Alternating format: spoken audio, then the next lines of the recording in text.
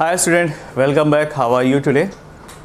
In the last lecture, we discussed about the leaves, microphyllus and macrophyllus. मैंने leaf के बारे में discussion किया था टेडोफाइटा के मेंबर्स के बारे में. Now look at the next feature which is related with the meiospores. Meiospore के बारे में समझते हैं कि ये क्या होता है. तो हेडिंग डाल दीजिए meiospores.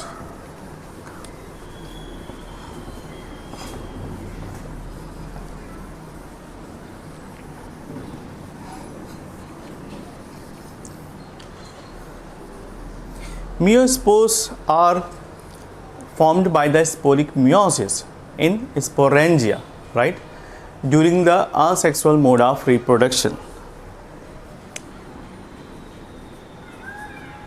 Meiospore इसमें लिखिए the meiospores are formed by the sporic meiosis, formed by the sporic meiosis process. Right. Next point. The meiospores are developed inside the sporangia during the asexual reproduction. Meiospores are developed in sporangia. Right, during asexual reproduction.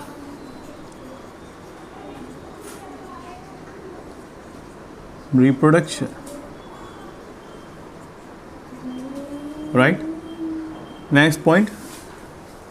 The meiospores may be homosporous और sometime it is heterosporous. Homosporous का concept क्या है? जब जो spores का formation होता है वो सिमिलर हो, यानी इनका फिजिकल स्ट्रक्चर डिक्टो सेम हो, तो इसे हम कहते हैं होमोस्पोरस.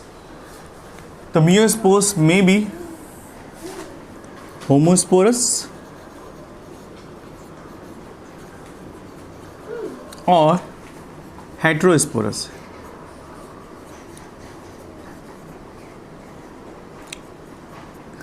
अगर ये होमोस्पोरस है तो इनके जो स्पोर्स हैं वो सिमिलर होंगे, एक जैसे होंगे, इनको डिफ्रेंशिएट नहीं किया जा सकता, सेम टू सेम पाए जाते हैं. अगर ये हेट्रोस्पोरस है तो इनकी फिजिकल स्ट्रक्चर को देखकर आइडेंटिफाई किया जा सकता है. So homosporous are identical.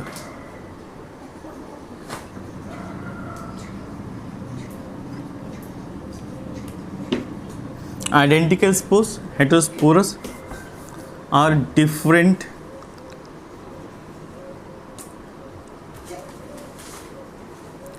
in shape, size. Right?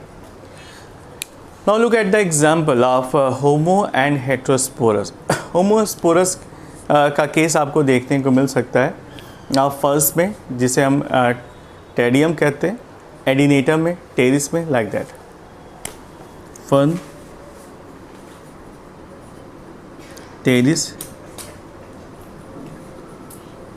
एडिनेटम,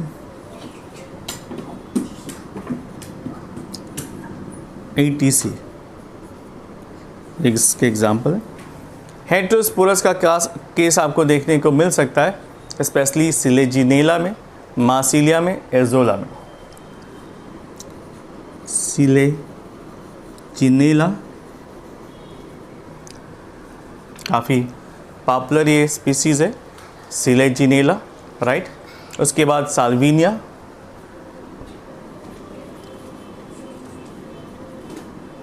azolla, इन सभी में हेट्रोस्पोरस कंडीशन पाई जाती है, यानी जो स्पोर्स यहाँ पर डेवलप होते हैं वो डिफरेंट शेप एंड साइज के होते हैं. Now I am going to draw a diagram of Selaginella.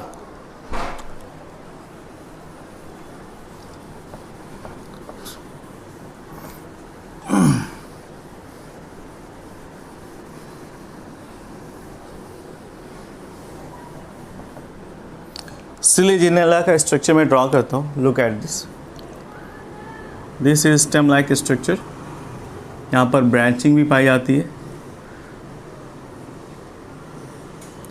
And root के फॉर्म में राइजोइड्स पाए जाते हैं जो कि इस तरह से वो स्प्रेड आउट होते हैं,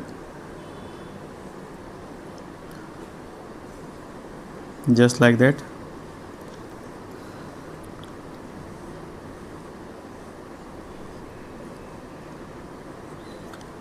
नाउ जो स्टेम्स पाए जाते हैं इनमें लीव्स का अरेंजमेंट कुछ इस तरह से होता है कि नोड, इंटरनोड या कोई भी पार्ट स्टेम का दिखाई नहीं पड़ता. They are so close, highly.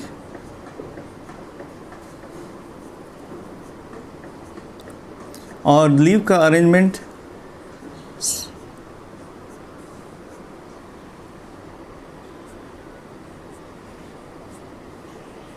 Coiled होता है, चारों तरफ से पाए जाते हैं.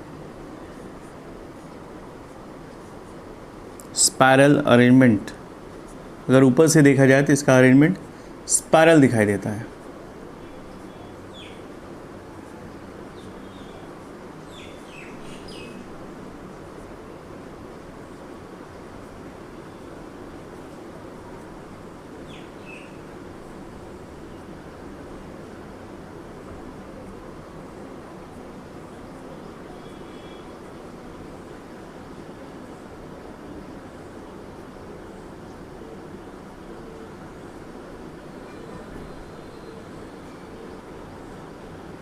काफ़ी क्लोज होते हैं, इनके बीच में जो स्पेस है या गैपिंग है वो भी दिखाई नहीं पड़ती. पूरी तरह से स्पायरली अरेंज होते हैं, चारों तरफ से लीफ पाया जाता है.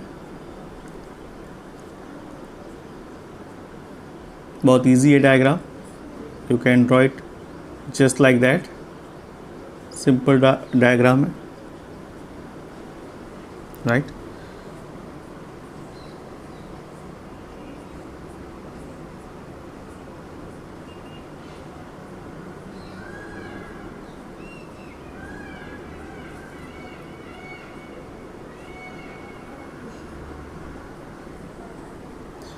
Right, this is a structure of Selaginella. इस तरह से ये अरेंज होते हैं. Now look at this structure, जो आपको ये दिखाई पड़ रहा है, इसे लीव्स कहते हैं, right. This structure is known as root.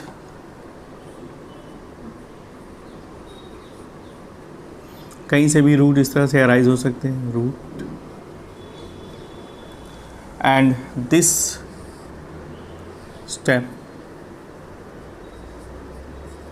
stem, right. So this is the structure of Selaginella.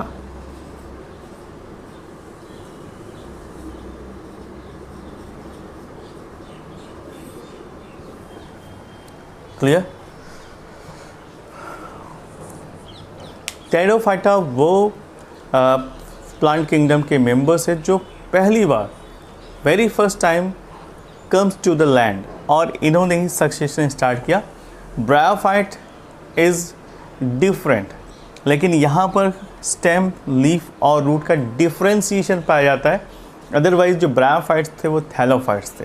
तो that is the big difference between thallophytes and pteridophytes. Pteridophyta में थैलोफाइटा में ब्रायोफाइटा भी पाए जाते हैं, लेकिन टेरिडोफाइटा में वो सभी प्लांट्स पाए जाते हैं या प्लांट लाइक स्ट्रक्चर मौजूद होते हैं जिनमें लीफ, स्टेम और रूट का क्लियर कट डिफ्रेंशिएशन पाया जाता है. Next point. Now sporangia are borne on the abaxial side of the fertile leaf. Now look at the sporangia. The sporangia are borne on the abaxial side of fertile leaves. Sporangia bearing leaves are called sporophylls.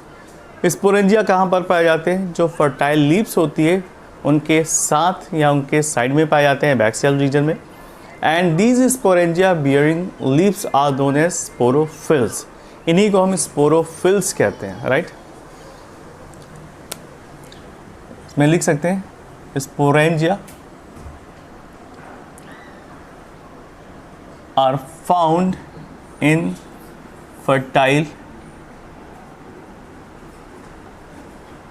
Leaf, ये fertile leaf के साथ पाए जाते हैं। और ऐसी leaf को जहाँ पर स्पोरेंजिया पाई जाती है इसको हम कहते हैं sporophyll. Sporophyll means sporangia bearing leaf को ही हम स्पोरोफिल कहते हैं। For example fern, in other Pteridophyta sporangia are developed in the axial of the stem on axial leaf on the stem। Fern के केस में जो सबसे एक्सिल पोर्शन होता है वहाँ पर ये डेवलप होते हैं। सो फॉर एग्जाम्पल स्पोरोफिल, इसका एग्जाम्पल है फर्न।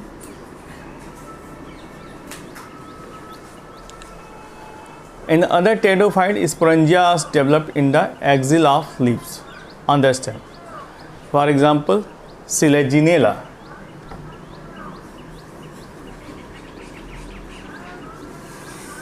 Next, इसका थर्ड एग्जाम्पल है एक्यूसिटम और मासिलिया, इन सभी में स्पोरेंजिया पाया जाता है। Now look at the development of sporangia. The sporangia are developed singly और इन अ ग्रुप, या तो ये अकेले डेवलप होते हैं या ग्रुप में पाए जाते हैं। The letter is called सोराई। अगर ये ग्रुप में पाए जाते हैं तो इनको हम सोराई कहते हैं। Which is protected by the true और फॉल्स इंड्यूसियम, जिसकी वजह से ये प्रोटेक्टेड रहते हैं। इनके ऊपर की जो लेयर पाई जाती है उसको हम इंड्यूसियम कहते हैं। ये ट्रू भी हो सकती है, मतलब ट्रू लेयर भी हो सकती है और फॉल्स भी हो सकती है। Now in the case of true indusium arises from the placenta, for example Diapteris, or false indusium formed by the curling of leaf margin। ये लीफ की मार्जिन उसको कर्ल करके एक प्रोटेक्शन प्रोवाइड करती है जिसको हम false indusium कहते हैं, राइट। तो लिख लीजिए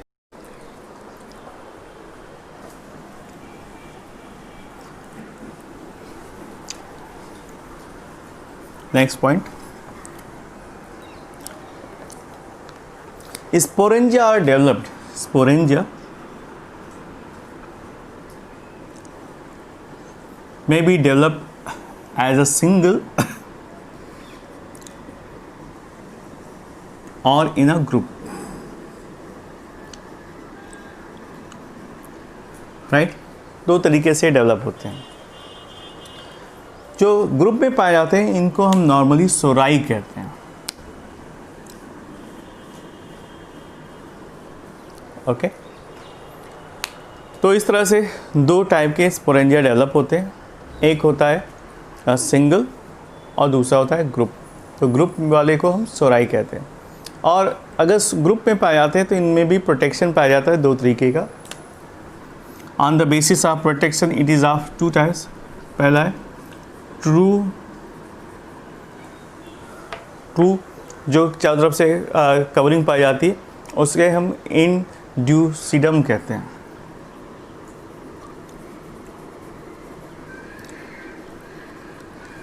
बाहर से कवरिंग पाई जाती है, प्रोटेक्टिव लेयर कहते हैं, उसे हम इंड्यूसियम कहते हैं। तो दो तरीके की लेयर पाई जाती है, ट्रू एंड सेकेंड आती है false. False indusium. Now what is true? True indusium किसे कहते हैं? अगर जो इंड्यूसियम है ये प्लेसेंटा से एराइज हो, if the indusium develop from the placenta then it is known as true indusium. और दूसरा है फॉल्स इंड्यूसियम, और ये डेवलप होता है because of curling of leaf margin. Curling of leaf margin, leaf के मार्जिन के कर्वेचर की वजह से ये प्रोटेक्शन पाया जाता है। तो now look at the examples. First है ट्रू इंड्यूसियम का ड्रायोप्टेरिस, ठीक है, इसका एग्जाम्पल है, एग्जाम्पल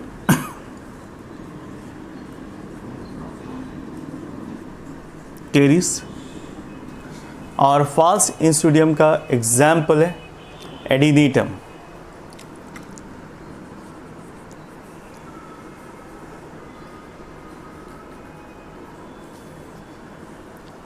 एडिनिट। नेक्स्ट स्पोरेंजिया के बाद आता है next point, point number 11। In the case of heterosporous Pteridophyta, आपने अभी देखा कि किसी में होमोस्पोरस कंडीशन पाई जाती है और किसी में हेटेरोस्पोरस कंडीशन पाई जाती है। So look at the heterosporous.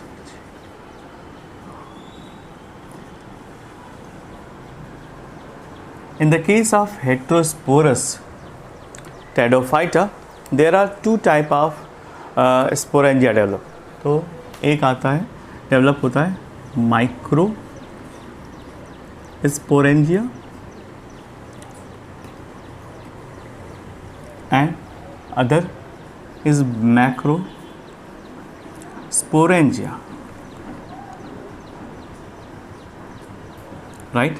तो हेटेरोस्पोरस कंडीशन से दो तरह के स्पोरेंजिया डेवलप होते हैं, माइक्रो एंड मैक्रो। तो what is the role of micro and macro? ठीक है, मैक्रो को हम मेगा भी कह सकते हैं, मैक्रो स्पोरेंजिया और mega sporangia. Now what is the role of mega and micro?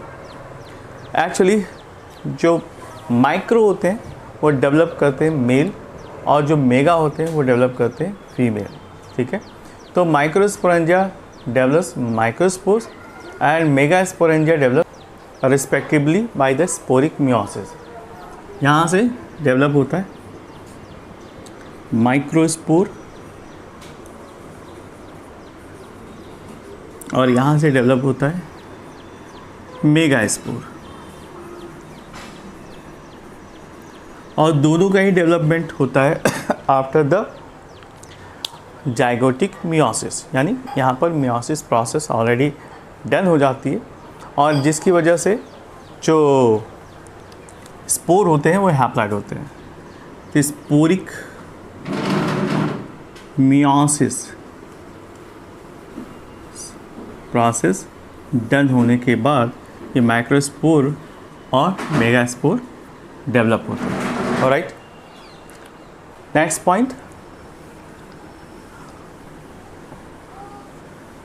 Point, now look at the gametophyte.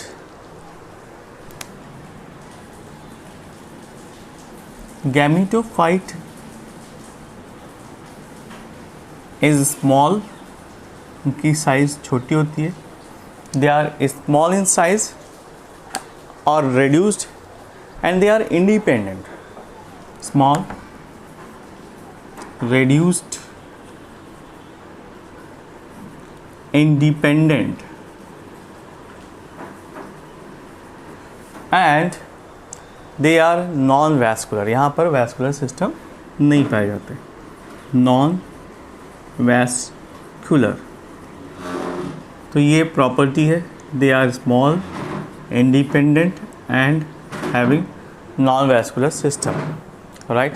Now look at the sex organs which are multicellular। Heading डाल दीजिए sex organs।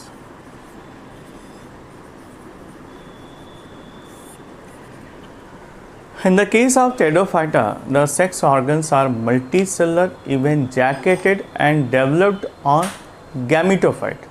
ये gametophyte के ऊपर ही develop होते हैं, right?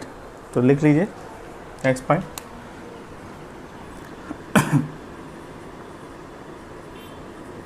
Sex organs are multicellular. Next, jacketed, यानी एक protective layer पाई जाती है जिसको हम जैकेट कहते हैं, jacketed, and they develop on gametophyte. develop on gametophyte, right? Clear? Next point. The male sex organ is known as antheridia. Male sex organ is known as antheridia. इसको हम antheridia कहते हैं.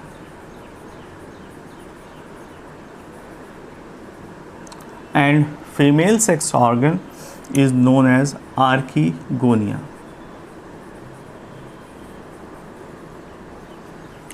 Antheridia and archegonia. यहाँ पर mail का symbol भी बना सकते हैं, male and female sex organ is known as archegonia. So in this way we can differentiate male and female sex organs and both are jacketed. Now heading डाल देते हैं antheridia.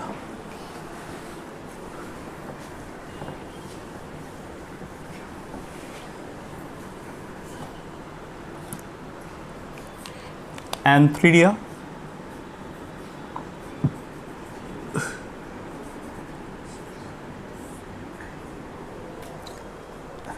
एंथरीडिया के बारे में जैसे आपको बताया कि they are male sex organ, ठीक है. तो you can indicate sorry indicate here it is a male organ.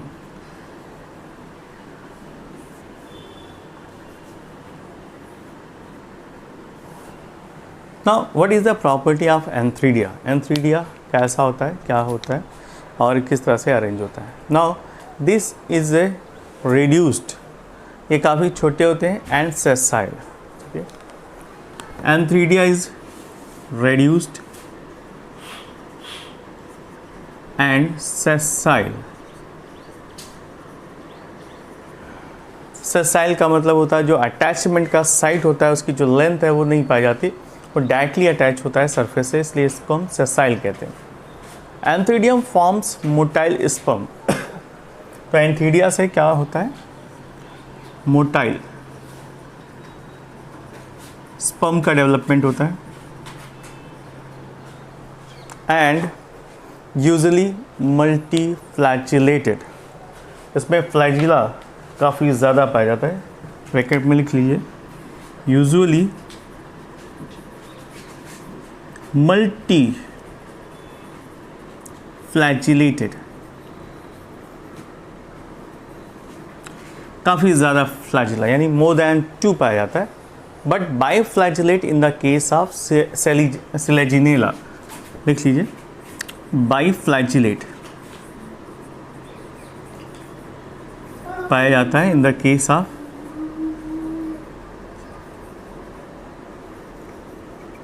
Selaginella, right? Now look at the female sex organs. Female sex organs को हम आर्कीगोनिया कहते हैं. ये एंथरीडिया हो गया. नेक्स्ट हेडिंग डाल दीजिए, archegonia.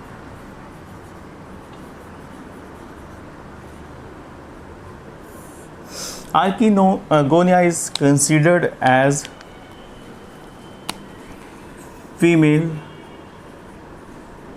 organ, right? Now look at the property of archegonia. Archegonia is embedded in the gametophyte. ये gametophyte के ऊपर डेवलप होते हैं. And archegonium consist of neck and swollen venter. ठीक है, इनमें नेक रीजन भी पाया जाता है और स्वॉलन वेंटर पाया जाता है. It is something like that. This is a neck region and this one is swollen part which is known as venter. तो ये neck region और venter region पाया जाता है इस तरह से.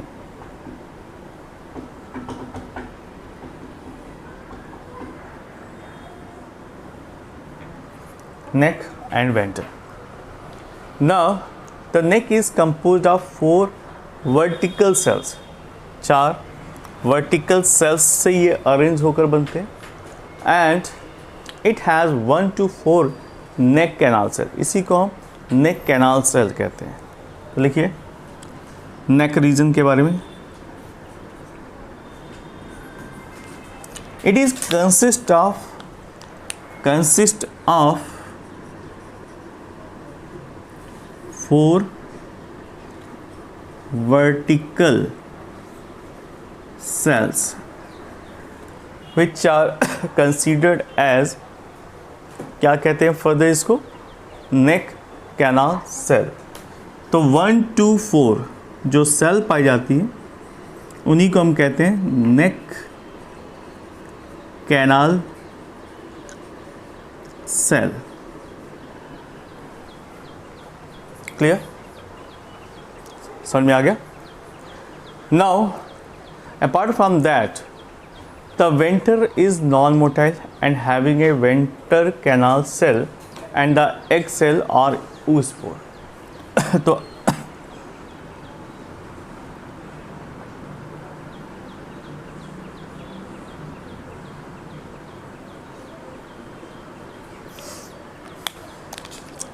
इज लाइक दैट, और अंदर एक एग सेल पाई जाती है just like.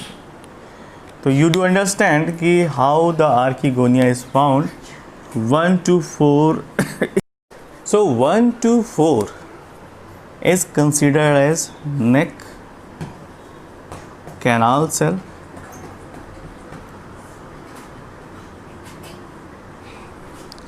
rest of them is known as venter part, और in between is found egg cell जो जिसे oospore भी कहते हैं। तो this is all about the archegonia, इसी को हम आर्किगोनिया कहते हैं। Next point, look at the sexual reproduction. आपने देखा कि oospores पाया जाता है, यानी big but non motile egg cell यहाँ पर प्रेजेंट है। तो यहाँ पर जो रिप्रोडक्शन पाया जाता है वो सेक्सुअल रिप्रोडक्शन में oogamous टाइप का पाया जाता है। And the water is requirement for the movement of sperms from antheridia to archegonia. So in this way you do understand, इसको हम एक अलग तरीके से समझते हैं कि एक तरह का ये कीमोटैक्टिक मूवमेंट है, क्योंकि वाटर में जब स्पर्म रिलीज होते हैं तो वो आर्किगोनिया तक कैसे पहुँचेंगे, that is the big question. For that purpose they have a certain chemical secretion जो कि मैलिक एसिड रिच म्यूसिलेज है, इसका सिक्रीशन होता है आर्किगोनिया से। तो malic acid rich mucilage is secreted from the archegonia and by which the sperms start moving accordingly. तो एक तरह से वो अट्रैक्ट करता है, जिसके थ्रू जो स्पर्म्स है वो मूव करते हुए सीधे सीधे नेक रीजन में पहुंच जाता है, और नेक रीजन से पहुंचते हुए वो एग सेल तक पहुंच जाता है और फर्टिलाइजेशन की प्रोसेस परफॉर्म हो जाती है। And after the fertilization diploid zygote is formed. ठीक है, तो आफ्टर द फर्टिलाइजेशन आसानी से दो न्यूक्लियस फ्यूज हो जाते हैं और जाइगोट का फॉर्मेशन करते हैं। सो यहाँ पर कंडीशन हो जाती है 2n condition, right. Then after what will happen, there after यहाँ पर स्पोरोफिटिक जनरेशन हो जाता है फर्स्ट सेल जिसे कहते हैं, and then after they develop into the embryo.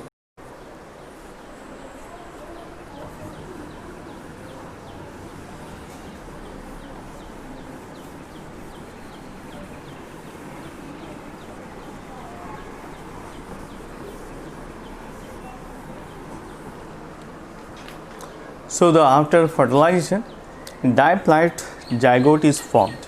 So diploid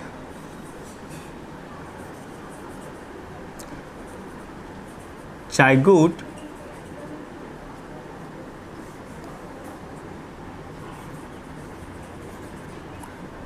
play as a role of first sporophytic generation। इसी को हम first first cell of sporophytic generation भी कहते हैं।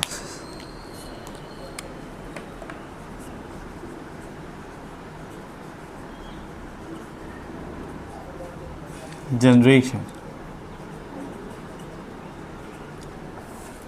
Right. Now look at the development of embryo. अगर embryo के development की बात करें तो यहाँ पर पाया जाता है development of embryo.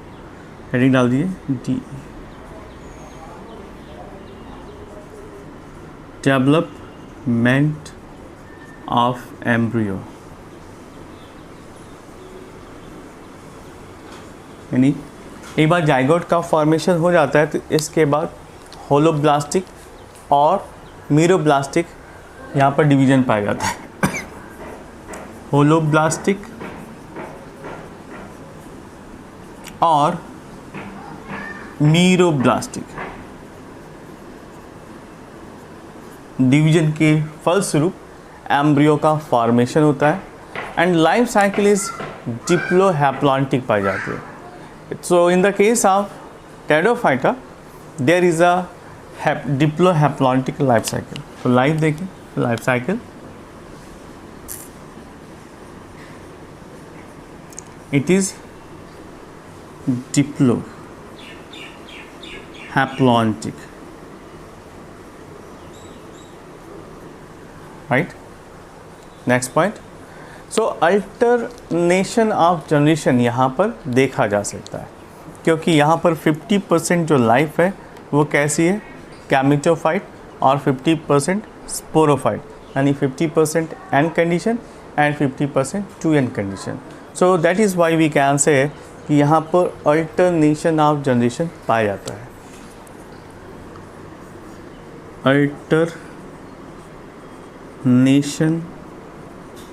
of generation is found